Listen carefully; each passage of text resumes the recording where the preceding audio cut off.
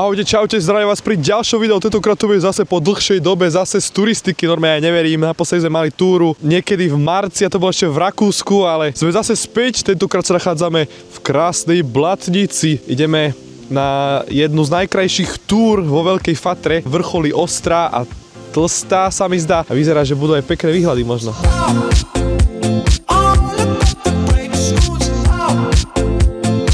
Takže ešte keď tu máme také krásne jesenné počasie, tak ja verím, dohľadnosť bude krásna, tak uvidíme.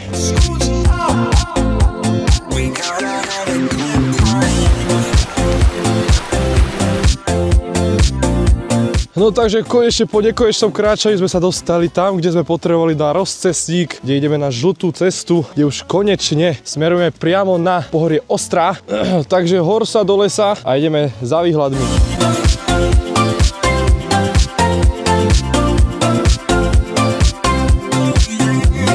Máme prvé väčšie stúpania, zatiaľ je to všetko OK. Trasa vyzerá, ako keď sme boli v džungli, už len aby sme nenatrafili na medvečku dajlapku. Vážne, možno, že jedného, dvoch turistov maximálne stretneme, lebo vážne, všetci sem chodia iba kvôli bicyklom, lebo sú to najkrajšie cyklotúry. No teraz je to viacej medvedov ako turistov.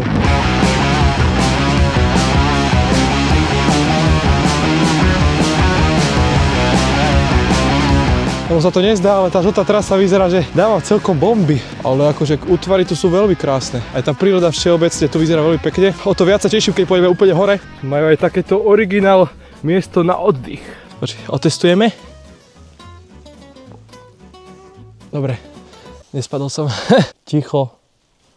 Nikto nič. Šuchotanie lístia počuť. A potom ty mi tu naprdzíš, ty vole, do toho. To si z nás snad strieľate.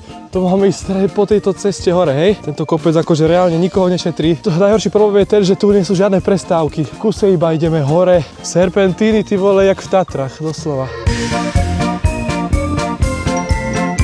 Normálne v tomto videu, normálne som jak plačkou, úplne jak plačem, ale mne to nevadí. To ma vlastne namotivuje, že ja som vlastne lepší. Takže pokračujeme ďalej.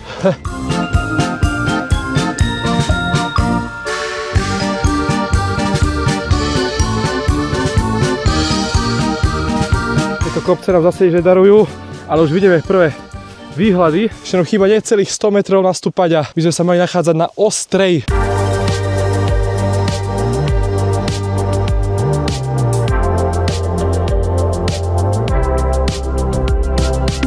Takže už sme skoro úplne hore. Poďte sa na tie výhľady. Ešte by sme nemali byť presne na pohorí úplne. Už aj tuto vyzerá celkom pekne, konečne výhľady. Zadná Ostrá. Sme tu, ale výhľady sú tu, poďte sa, celkom dosť pekné. Škoda, že je taká mierna hmla, ale aj tak je viditeľnosť akože vážne úžasná. A tam vedú také dosť strmé schody hore, takže možno, že pravdepodobne aj tade pôjdeme. Poďme na to teda.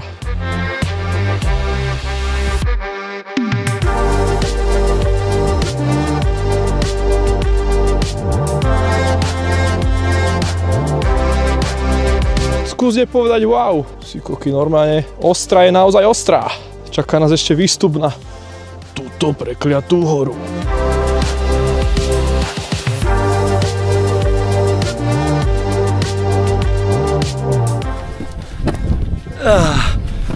Ale dneska to je doslova dobrodružstvo.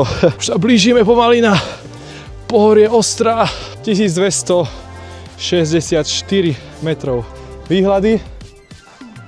Toto už vyzerá skoro ako Sulovské skaly dole, ale výhľady sú tu vážne perfektné. Stretli sme iba dvoch turistov po ceste, takže vážne táto cesta nie je moc frekventovaná asi očividne. Keby bolo kúsok menej hmly, tak máme vážne výhľad, že všade.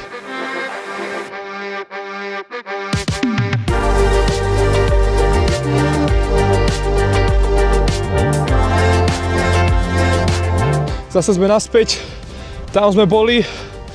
A teraz je na čase ísť smerom po zelenej trase a ísť na kopec Tlstá ako tvoja manka.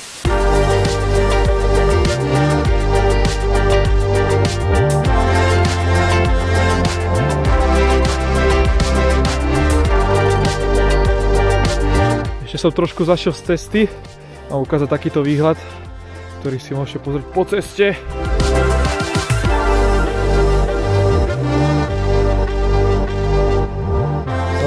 Ty asi máš výhľad smerom domov.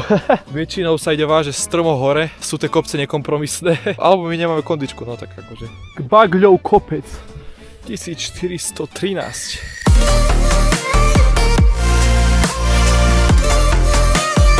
Sme oficiálne na Tlstej, keď chceme si pozrieť výhľady, tak musíme ísť trošku ďalej, ale toto je official point. Toto také viacej aj family friendly by som povedal. Nie je to tu vôbec nebezpečné, vidíte, že ako keby sme boli na lúke niekde. Takže pozrite sa na tie výhľady, ako sa nám tu krásne proste vážne, neuveriteľne sa nám tu otvorila táto nížina. A ja si myslím, že z Tlstej je krajší výhľad ako z tej Ostrej. Tlstu máme za sebou, teda pred sebou ešte. Čaká nás ešte asi zostup nejakých 600-700 metrov dole. Ešte si pozrieme nejaké posledné výhľady a ja si myslím, že môžeme sa pomaly bezpečne vrátiť naspäť.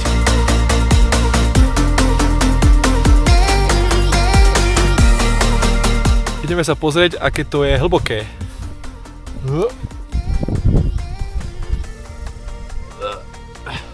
Nevidel som to, povedzte mi, aké to je hlboké.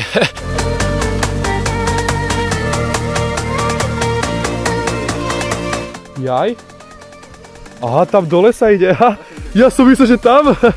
To sa ide vážne tam dole. Aha, okej.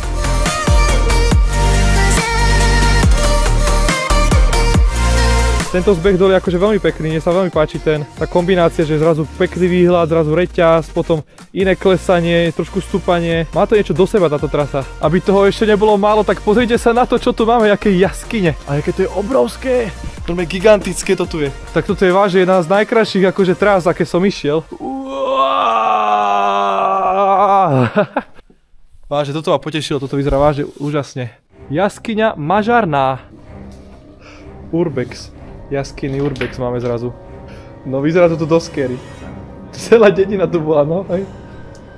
Halus. Ja idem hned, ja som to videl hore. Po ceste tu je ďalšia jaskynka. Toto vyzerá akože dosť zaujímavo, vážne. Táto celá oblasť.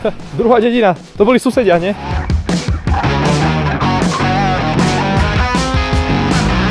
Ihoj, civilizácia, normálne stĺp, vidím všetko. Tam už je asfaltka. Keby sme chceli ísť k autám, tak musíme ísť doľava. A to ešte nás čaká asi, neviem, asi 20 minút chôdze po asfalte. Ale ešte sa ideme pozrieť na jednu krásnu takú drobnosť, ktorú ponúka táto Gáďarská dolina. Ktorí ste sledovali moje výletné videá, tak určite ste to postrehli. Neviem, či tu niektorí ste, čo to sledujete. My ideme smerom tam ešte asi tak 1,5 km, kde by sme mali naraziť na miesto, ktoré sa volá Mlynčekovo. Ideme ešte tam narýchlo. Takže vítajte v Mlynčekove. Podľa názvu máme mlyny. Jednoducho niekto si povedal, rozšíri si alebo ohradí si tento potôčik a postaví si tu takéto originálne mlyny, ktoré, poďte sa, normálne sa hýbu. Máme tu rúbačov dreva, ktorí sa trošku zasekli, pohyblivých koníkov. Proste máme tu viacero postavičiek, ktoré sa zasekli a asi ich nikto neopravil, no. Akože celkom pekná atrakcia. Taký unikát na Slovensku, takže kvôli tomuto sme si spravili zachádzku ešte necelé 3 km. Nakoniec sme tu, že tu plná tma. Konečne som pri svojom aute. Čo si blázon? Túra sama o sebe veľmi pekná. Prešli sme nejakých 22 km s prevýšením cez 1200. Čo som si myslel, že to bude taká easy túra, tak to nebola reálne pravda, ale veľmi pekná trasa, hlavne naspäť. A aj tie výhľady vážne stáli za to, takže keď zvažujete, tak ja túto túru určite odporúčam, bola vážne výživná a dala aj do tela.